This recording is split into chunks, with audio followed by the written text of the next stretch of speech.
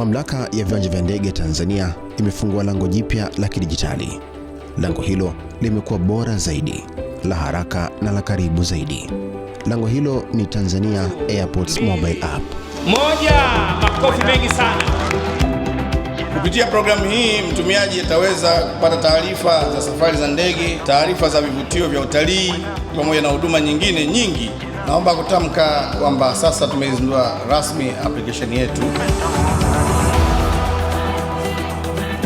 Uzinduzi huu unaendana kikamilifu na dira ya serikali ya kujenga uchumi wa kidijitali na kuboresha utoaji wa huduma kwa kutumia teknolojia.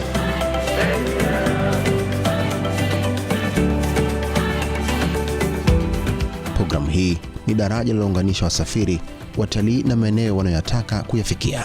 TAA Mobile App ni teknolojia inaunganisha viwanja vya ndege, wasafiri na sekta ya utalii.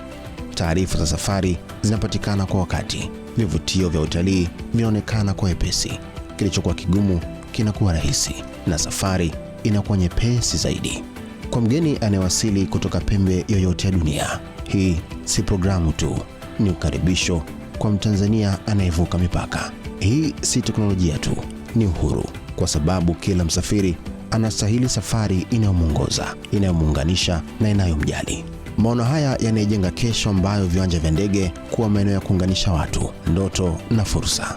Safari hujengwa na nyakati za furaha, nyakati za matarajio, nyakati ambazo kila sekunde ina thamani. Kupitia Tanzania Airports Mobile App tunakusogezea huduma za viwanja vya ndege karibu yako.